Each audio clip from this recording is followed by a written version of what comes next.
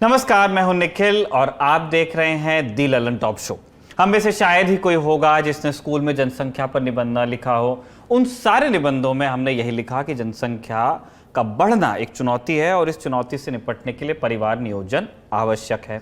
अभी ज्यादा दिन नहीं हुए जब टीवी पर नियमित रूप से हम गर्भ निरोधक गोलियों और कॉन्डोम के सरकारी विज्ञापन देखते थे। ऐसे प्रोग्राम्स आते थे जिनमें परिवार नियोजन की सीख दी जाती थी। इस प्रयास का एक ही लक्ष्य था कि बढ़ती जनसंख्या को काबू किया जाए किसी तरह से। इस कवायद का असर भी हुआ है। दशक दर दशक भारत की आबादी की रफ्तार कम हुई और 2022 आते आते टोटल फर्टिलिटी रेट 2.0 हो गया। माने अब औसतन हर महिला 2 ही बच्चों को जन्म दे रही है भारत में। लेकिन इस सफलता के हाथ लगते ही बहस बदल गई है। बात होने लगी है जनसंख्या में अनुपात की कि कौन से वर्ग या समुदाय की हिस्सेदारी बढ़ रही है और इसकी घट रही है। 11 जुलाई को जब उत्तर प्रदेश के मुख्यमंत्री योगी आदित्यनाथ विश्व जनसंख्या दिवस के मौके पर बोल रहे थे, तब उनके बयान के एक हिस्से की खूब चर्चा हुई। हमने ये बयान आपको पहले भी सुनाया था, एक बार फिर सुन लीजिए। जब हम परिवार नियोजन की बात और जनसंख्या स्त्रीकरण की बात करते हैं तो हमें इस बात को ध्यान में रखना होगा कि जनसंख्या नियंत्रण का कार्यक्रम सफलतापूर्वक आगे बढ़े, लेकिन जनसांख्यिकी असंतुलन की स्थिति भी न पैदा होने पाए। ऐसा नहीं कि किसी वर्ग की आबादी बढ़ने की स्पीड, उनका प्रतिशत ज्यादा हो और कुछ जो मूल निवासी हो उन लोगों की आबादी के स्त्रीकरण में हम लोग जागरूकता के माध्यम से, इन्फोर्समेंट के माध्यम से उसको नियंत्रित करके जनसंख्या संतुलन की स्थिति पैदा करें। और यह एक चिंता का विषय है हर एक उस देश के लिए जहां पे जनसंख्या संतुलन की स्थिति पैदा होती है, जनसांख्यिकीय संतुलन की स्थिति पैदा होती है। रिलीजियस डेमोक्रेसी पर इसका विपरीत असर पड़ता है। फिर वहां पर एक समय के बाद अव्यवस्था और अराजकता जन्म लेने लगती है। और इसलिए जब हम लोग जनसंख्या स्त्रीकरण की बात करें तो समान रूप से समाज में प्रत्येक जाति, मत, मजहब, क्षेत्र, भाषा, इन सब से ऊपर उठ करके समान रूप से जागरूकता के व्यापक कार्यक्रम को इसके साथ जोड़े जाने की आवश्यकता है। योगी आदित्यनाथ के इस बयान में कुछ कीवर्ड्स थे जिन्होंने चर्चा और बहस को जन्म दिया। कौन कौन से कीवर्ड्स थे? किसी वर्ग की आबादी, मूल निवासी, अराजकता और अव्यवस्था। इसके बाद आई प्रतिक्रियाओं की बाढ़। एआईएमआईएम के मुखिया असदुद्दीन ओवैसी ने मूल निवासी वाली बात को लेकर योगी को घेरने की कोशिश की। क्या कहा, सुनिए।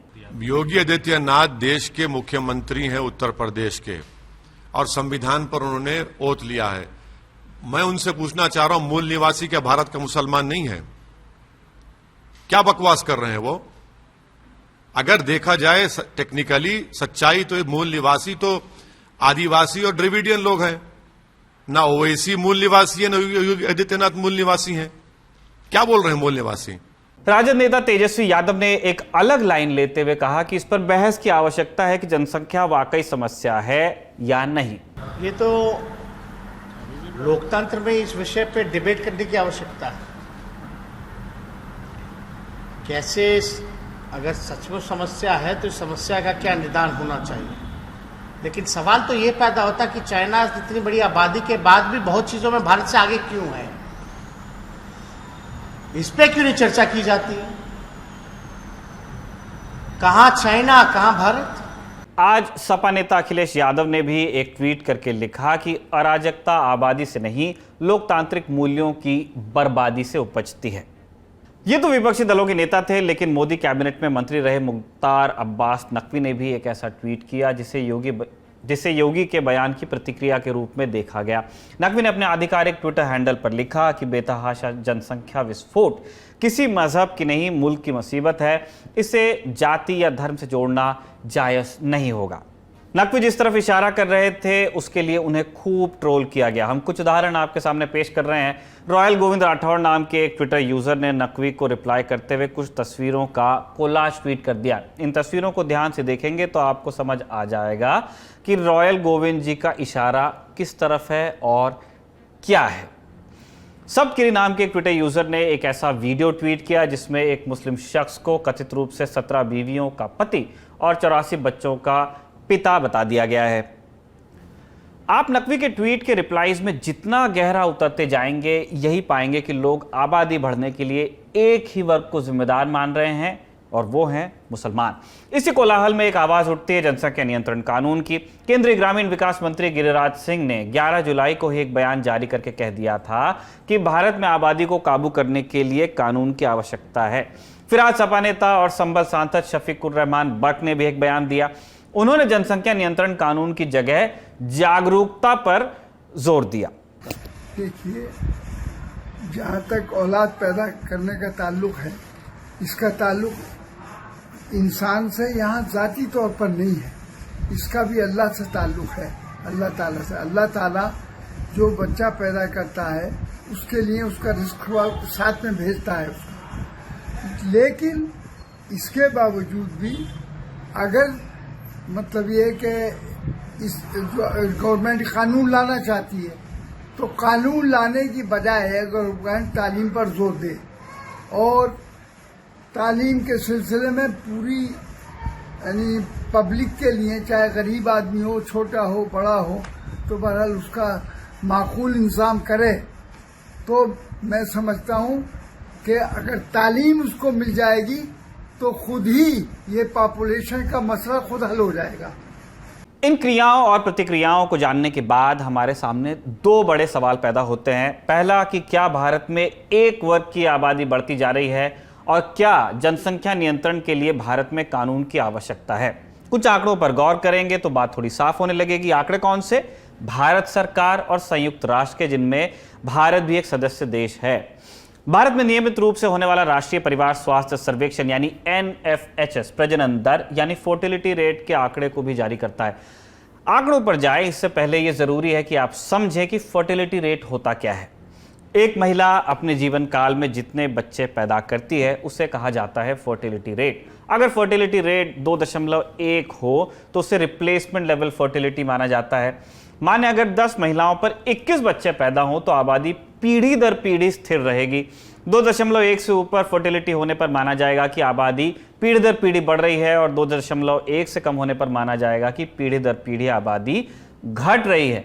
2019 से 2021 के बीच किए गए NFHS 5 के अनुसार भारत का टोटल फर्टिलिटी रेट है 2.0, माने एक पीढ़ी से दूसरी पीढ़ी में लोगों की संख्या घट रही है। सादी भाषा में कहें तो जनसंख्या विस्फोट काबू में आया है। ध्यान दीजिए, हमने कहा कि विस्फोट काबू में आया है, जनसंख्या नहीं। अब यहां एक बात समझने वाली है, नई पीढ़ी में लोगों की संख्या बढ़ नहीं रही, इसका मतलब यह नहीं निकाला जा सकता कि आबादी का बढ़ना बंद हो गया, क्योंकि आबादी दो तरह से बढ़ती है, बच्चे ज्यादा पैदा होने से और सयानों के माने बुजुर्गों के ज्यादा दिन जीने से। जैसे जैसे स्वास्थ्य सेवाओं में सुधार हुआ, लाइलाज बीमारियों के लिए दवाएं आने लगी, लाइफ एक्सपेक्टेंसी माने जीवन प्रत्याशा पूरे विश्व में बढ़ी और इसके नतीजे में भारत में भी बढ़ी। आइए जानते हैं कि भारतीय औसतन कितना जीने लगे हैं। तुलना करते हैं। 1970 से 75 के बीच 49.7 साल जीते थे। 2015 से 19 के बीच ये आंकड़ा हो गया 69.7 साल, माने 45 साल में भारतीय औसतन 20 साल ज्यादा जीने लगे। हाल ही में संयुक्त राष्ट्र ने वर्ल्ड पॉपुलेशन प्रोस्पेक्ट्स 2022 नाम से एक रिपोर्ट जारी की है। इसके मुताबिक भारतीय 2030 तक 73.7 साल की उम्र तक जीने लगेंगे, 2050 तक 77.9 और 2064 तक 80.4 साल की उम्र तक जीने लगेंगे औसतन। यहां तक आते आते दो बातें साफ हो जाती हैं। जनसंख्या बढ़ने में बच्चे पैदा होने की भूमिका पहले की तुलना में अब थोड़ी छोटी होती जा रही है। अब जनसंख्या में जो उछाल आपको नजर आता है वो इसलिए भी है कि भारतीय अब पहले से ज्यादा जीते हैं, और ये बुरी बात तो नहीं है। यूएन के मुताबिक 2064 वो साल होगा जब भारत की आबादी अपने शिखर को छू लेगी, और ये शिखर होगा 1 अरब 70 करोड़ के आसपास। इसके बाद से आबादी घटने लगेगी और साल 2100 आते आते 1 अरब 53 करोड़ के आसपास ये आबादी रह जाएगी। ध्यान दीजिए, ये प्रोजेक्शंस हैं, यानी कि अनुमान हैं अलग अलग मॉडल्स के आधार पर। इतना वैसे सभी विशेषज्ञ मानते हैं कि भारत की जनसंख्या अगले 4 से 5 दशकों के भीतर ही स्टेबलाइज हो जाएगी और उसके बाद फिर घटने भी लगेगी। इन बातों के आलोक में यह पूछा जा रहा है कि जनसंख्या कानून की जरूरत क्या है और किसे है। 2021 के मॉनसून सत्र में लोकसभा में केंद्रीय स्वास्थ्य मंत्रालय कह चुका है कि देश में 2 बच्चों की नीति लाने का कोई विचार नहीं है। कई राज्यों ने बिना किसी सख्त कानून प्रावधान के प्रजनन दर को कम कर लिया। जबरदस्ती आबादी नियंत्रित करने की कोशिश से गर्भपात, भ्रूण हत्या जैसे अपराध समाज में बढ़ते हैं। यह खुद सरकार का बयान है। क्या इसका मतलब यह है कि जनसंख्या नियंत्रण के प्रयास रोक देने चाहिए? बिल्कुल नहीं। अंग्रेजी अखबार डेक्कन हेरल्ड में कल्याण राय अपने लेख में बताते हैं कि भारत में तकरीबन 2 करोड़ 20 लाख महिलाएं ऐसी हैं जो गर्भ या तो धारण नहीं करना चाहती या तो देर से ऐसा करना चाहती हैं, डिले करना चाहती हैं प्रेगनेंसी, लेकिन इनके पास निरोध के उपाय नहीं हैं। भारत में युवाओं की एक बड़ी तादाद है जो सेक्सुअली एक्टिव हैं, माने वो अपनी मर्जी से यौन संबंध बनाते हैं, लेकिन ये अलग से बताने की ज़रूरत नहीं है कि दुकान पर जाकर कॉन्डोम मांगने के लिए कितनी हिम्मत या कितनी टैक्टिक चाहिए। खासकर देहाती इलाकों में जहां हर कोई हर किसी को जानता है, मेडिकल स्टोर पर जाकर कॉन्डोम मांगना एक टास्क है। लड़के फिर भी काम चला लेते हैं, कोडवर्ड बोलते हैं, कभी इशारा करते हैं, लेकिन कोई लड़की अगर कॉन्डोम या निरोध का कोई दूसरा उपाय खरीदना चाहे तो भूचाल आ जाएगा। आप खुद से ये सवाल पूछिए कि आखिरी बार आपने कब किसी लड़की को कॉन्डोम खरीदते देखा था? हालत यह है कि एक आध बार अगर ऐसा हो भी जाए तो चटकारे लेकर के ये किस्सा लोगों को बताया जाता है, लेकिन इस बात पर सिर नहीं धुना जाता कि इतनी छोटी बात को लेकर हम इतने ज्यादा असहज आखिर क्यों हैं। ऑनलाइन डिलीवरी ऐप से जरूर थोड़ी मदद मिली है, लेकिन हमारी मानसिकता में बदलाव आना अभी भी बाकी है। देहात में शादीशुदा महिलाएं अक्सर आशा दीदी से निरोध प्राप्त कर लेती हैं, लेकिन यहां भी एक पेच है। राजस्थान में एक स्टडी हुई जिसमें 6000 लड़कियों को शामिल किया गया। इनमें से महज 20 से 30% ने माना कि वो कभी भी आशा से मिली, और ये भी महावारी या पीरियड जैसी किसी बात के लिए नहीं, सर्दी खांसी के इलाज के लिए, क्योंकि दूर दराज के इलाकों में डॉक्टर नहीं पहुंच पाते हैं। जहां निरोध है भी वहां भी एक दूसरी समस्या है। दशकों के प्रचार और समझाइश के बावजूद आज भी कई युवा ये मानने को तैयार नहीं है कि निरोध से उनके अनुभव पर कोई असर नहीं पड़ेगा। खासकर लड़कों की ये जिद रहती है कि वो निरोध का इस्तेमाल नहीं करना चाहते। इसका नतीजा क्या होता है अलग से बताने की जरूरत नहीं है। इसीलिए निरोध के उपाय और परिवार नियोजन को लेकर काउंसलिंग न सिर्फ जारी रखी जानी चाहिए बल्कि बढ़ा भी देनी चाहिए। ये तो बात होगी जनसंख्या नियंत्रण की। अब आते हैं वर्ग विशेष की बढ़ती आबादी पर जो बहस चल रही है। हमारे देश में वर्ग विशेष, समुदाय विशेष आदि इत्यादि का मतलब एक ही होता है, मुसलमान। आइए देखते हैं कि हिंदुओं के बरक्स मुसलमानों की आबादी में वृद्धि को लेकर भारत सरकार के आंकड़े क्या कहते हैं। एक बार फिर रुक करते हैं एनएफएचएस का। ये भारत सरकार का ही एक सर्वे होता है। 1998-99 में दूसरे राष्ट्रीय परिवार स्वास्थ्य सर्वेक्षण के समय जनन दर, यानी एक महिला अपने जीवन काल में जितने बच्चे पैदा करती है, उस आधार पर हिंदुओं में 2.8 थी, मुसलमानों में 3.6 बच्चा प्रति महिला थी। 2005-06 में यह घटकर हिंदुओं में 2.59 और मुसलमानों में 3.4 रह गई। 2015-16 के परिवार स्वास्थ्य सर्वे में हिंदू महिलाओं के बीच प्रजनन दर 2.13 और मुस्लिम महिलाओं में घटकर 2.61 रह गई। जबकि 2019 और 2021 के बीच जो एनएफएचएस का सर्वे हुआ उसके आधार पर यह आंकड़े सामने आए हैं कि हिंदू महिलाओं में प्रजनन दर है 1.94 और मुस्लिम महिलाओं में 2.36। ये 4 राष्ट्रीय सर्वे बताते हैं कि यह सच है कि मुस्लिम महिलाएं अपने जीवन काल में हिंदू महिलाओं के मुकाबले ज्यादा बच्चों को जन्म दे रही हैं, लेकिन सच्चाई ये भी है कि पिछली सदी के आखिरी दशक में जहां मुस्लिम महिलाएं औसत जीवन में 3.6 बच्चों को जन्म दे रही थी, वो औसत 2019-21 तक घटकर 2.36 पर आ चुका है। इसका मतलब मुस्लिम महिलाओं में प्रजनन दर ज्यादा थी और ज्यादा है, लेकिन सुधार भी ज्यादा वही हुआ है। 1998 से लेकर अब तक हिंदू महिलाओं की प्रजनन दर में 0.86 अंकों का सुधार हुआ। इसी दौरान मुस्लिम महिलाओं की प्रजनन दर में 1.24 अंकों का सुधार देखने को मिला। इतना ही नहीं, एनएफएचएस 5 के आंकड़े बताते हैं कि सभी धर्मों में प्रजनन दर के सुधार के मामले में मुसलमान अव्वल थे। ये बात अपनी जगह बिल्कुल कायम है कि सबसे अधिक प्रजनन दर अभी भी मुसलमानों में है, लेकिन इसके कारणों को भी थोड़ा समझ लेना आवश्यक है। पॉपुलेशन फाउंडेशन ऑफ इंडिया की एग्जीक्यूटिव डायरेक्टर ने मई 2022 में इंडियन एक्सप्रेस अखबार से कहा था कि ज्यादा प्रजनन दर का संबंध धर्म से इतर कारकों से होता है, जैसे साक्षरता, रोजगार, आय और स्वास्थ्य सुविधाओं तक पहुंच। चूंकि इन मामलों में मुसलमान पिछड़े हैं, इसलिए प्रजनन दर में अंतर नजर आता है। ऐसा नहीं है कि प्रजनन दर सिर्फ धर्म के चलते ही ज्यादा होती है। एनएफएचएस 5 ही बताता है कि बिहार, मेघालय, मणिपुर, उत्तर प्रदेश, झारखंड और मध्य प्रदेश हाई फर्टिलिटी वाले राज्य हैं। इन राज्यों के आंकड़े निकालकर आप देख सकते हैं कि कहां कौन से धर्म का प्रभाव ज्यादा है, अनुपात क्या है, बन बिगड़ कहां रहा है। मतलब साफ है कि जनसंख्या नियंत्रण और जनसंख्या अनुपात एक कानून या एक बयान से ज्यादा जटिल विषय है। उम्मीद है कि दर्शकों को उनके सवालों के जवाब मिल गए होंगे। यह था हमारा बड़ी खबर सेगमेंट। अब आपको दिखाते हैं दिन का वीडियो।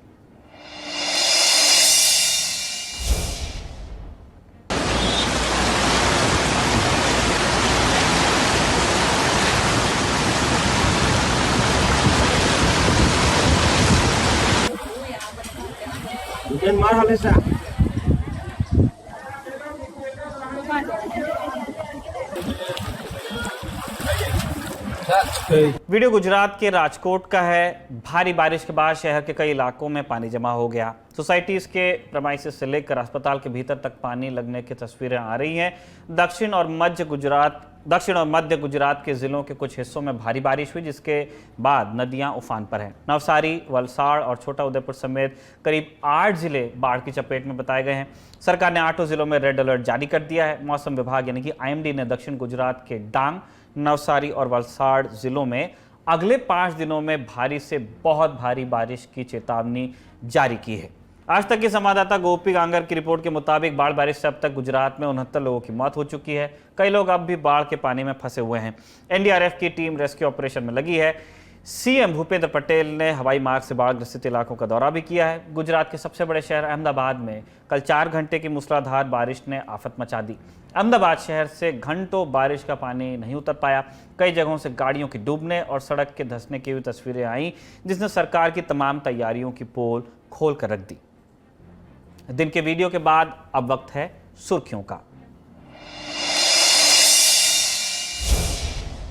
पहली सुर्खी का संबंध नए संसद भवन पर लगे राष्ट्रीय चिन्ह से जुड़े विवाद पर है। प्रधानमंत्री मोदी ने 11 जुलाई को कांस्य से बने इस राष्ट्रीय चिन्ह का उद्घाटन किया था, जिसके बाद विपक्ष इस पर सवाल उठाने लगा। विपक्षी पार्टियों ने सवाल उठाया कि प्रधानमंत्री ने कार्यपालिका के प्रमुख के तौर पर राष्ट्रीय प्रतीक का अनावरण क्यों कर दिया। दूसरा आरोप लगाया गया कि राष्ट्रीय चिन्ह के शेर सौम्य दिखते हैं, लेकिन जो चिन्ह लगाया गया उसमें शेर आक्रामक दिख रहे हैं। लालू प्रसाद यादव की पार्टी राष्ट्रीय जनता दल ने ट्वीट किया कि राष्ट्रीय प्रतीक में सिंहों की अभिव्यक्ति हल्की और सौम्यता का भाव लिए होती है, लेकिन जो नई मूर्ति बनी उसमें आदमखोर प्रवृत्ति नजर आ रही है। विपक्ष के कई और नेताओं ने इसे लेकर सरकार को घेरने की कोशिश की। आज सरकार की तरफ से भी इसका जवाब आया। केंद्रीय मंत्री हरदीप सिंह पुरी ने ट्वीट करके लिखा कि sense of proportion and perspective उसकी बात है, मतलब अनुपात और परिप्रेक्ष्य की भावना है, ये नजरिए की बात है। शांत और क्रोध के साथ भी ऐसा ही है। मूल सारनाथ प्रतीक 1.6 मीटर ऊंचा है, जबकि नई संसद के शीर्ष पर प्रतीक विशाल है 6.5 मीटर का। TMC सांसद महुआ मित्रा ने भी दोनों तस्वीरों को तुलनात्मक ट्वीट किया।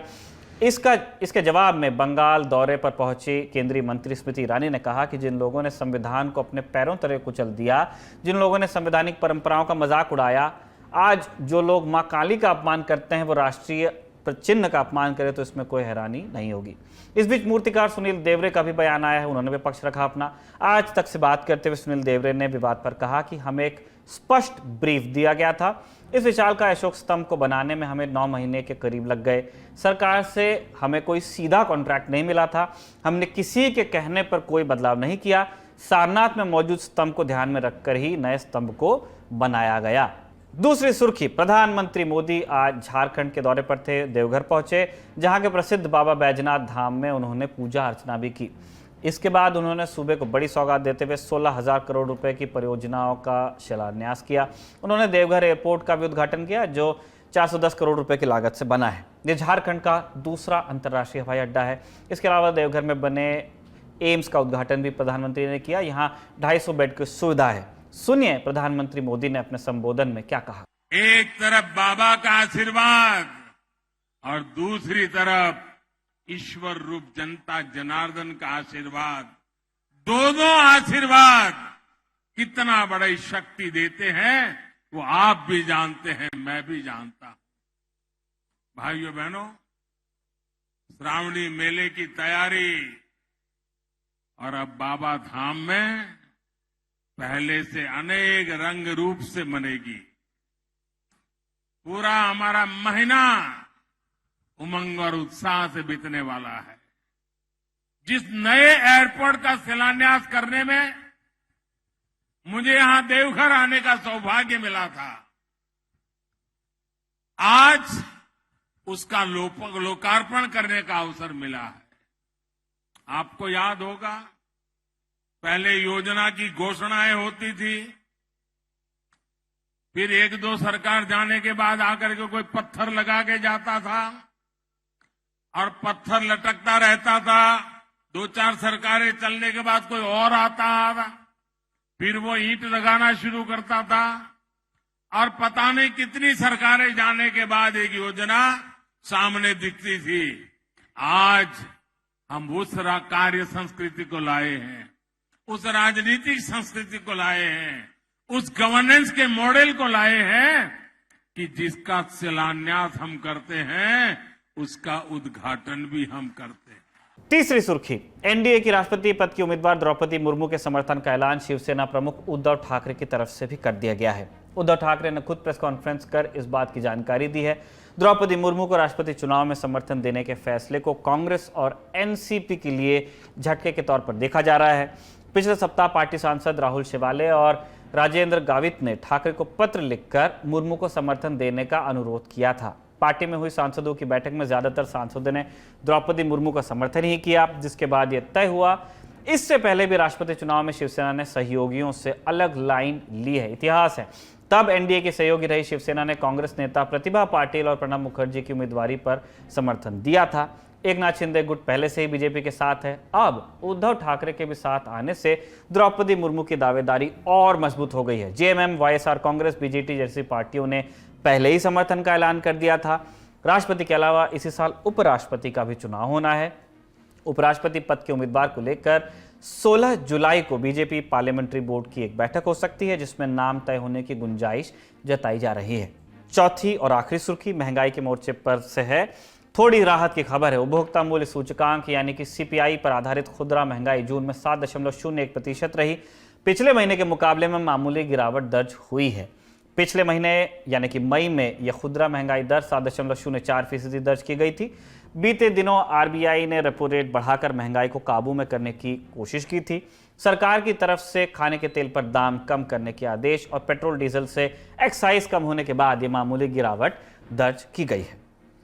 यह था आज का दी ललन टॉप शो। कल आपसे फिर मुलाकात होगी एक नए एपिसोड में। तब तक अपना ध्यान रखिए। शुभ रात्रि।